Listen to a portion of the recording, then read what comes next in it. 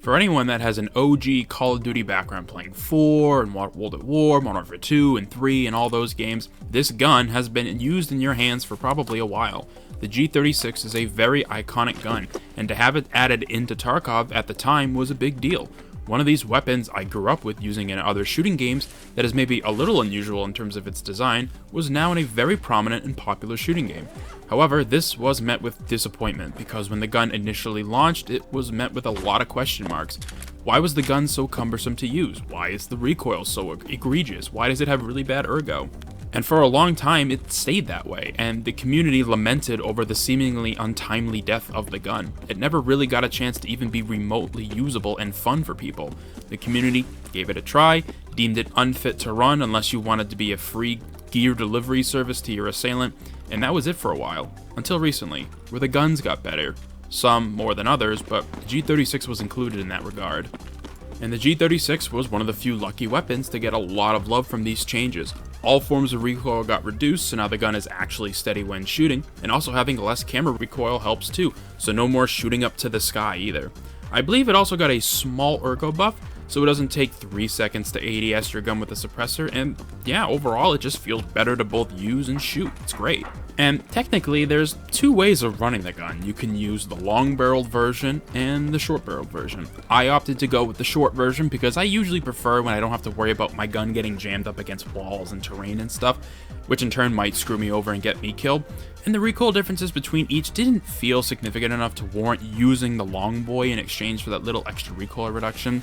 Ergo to me is really important, especially as someone who plays with VSync on to not get horrendous screen tearing, so my ADS speed is compromised because of that as well. So any extra ergo I can get, even if it means the gun is a little less accurate, I'll take it, Here's the build I ended up going with. Nothing crazy, meta, or best in slot, but it looks good, feels good, and is very serviceable, which is all you can really ask for. But I suppose all of these changes begs the question of how and maybe why did the G36 release with really poor recoil? In all honesty, I can't speak for anyone except myself, but I would rather have a weapon in Tarkov be released maybe a little too strong than it be too poor. Because at least that way, if the gun is strong, it can be just dialed back somewhat to be brought in line with other weapons within the same class. Whereas if a gun comes out, it's hyped up, it looks sick, has great animations, but it sucks to use, it's less likely to receive any changes that might help with its overall performance because no one's consistently using it. It might get left in the dust, and then if that happens, a gun a lot of people were anticipating and really excited for never gets the adjustments it needs to be better. People get the requirements needed to unlock it, give it a try, find out it's terrible, and then never use it again after the one time.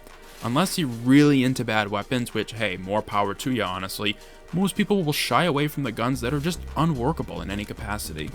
At least that's what it feels like happens with weapon balance in Tarkov, and honestly a lot of other shooters as well. I mean, if we go back to a game like Call of Duty Black Ops 2 for example, that game's weapons were incredibly balanced.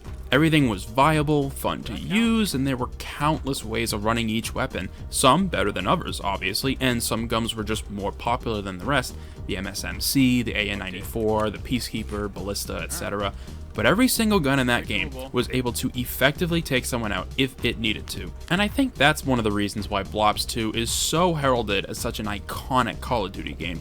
There wasn't just one way of playing it. Variety was sincerely the spice of life for that game. Also, the Pick 10 system was kind of perfect, but I digress. And I think very slowly we are getting there with Tarkov. All of these gun and ammo changes are really shaking things up. You want the good stuff? You gotta work for it now by either finding it in raid or crafting it, instead of just being able to buy it whenever you want. Granted, things in general are only getting more expensive in the game, and that's definitely another conversation for another time, but in terms of how the game feels in a moment-to-moment perspective, we're getting there, one step at a time. But yeah, the G36 feels really good now. Be sure to give it a try for yourself and see how it performs. Obviously, better ammo will help with the mileage of the gun like any other, but I'm glad that it can actually perform that when compared to its other 5.56 counterparts. Even though the changes weren't directly associated to the gun itself, I'm just glad it was brought along for the ride.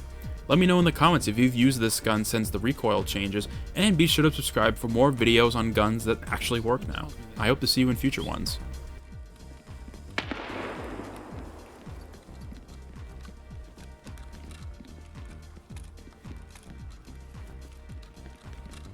Maybe not.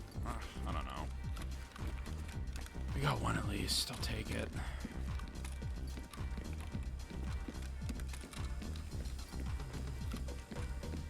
Just hang out for a little bit, see what happens.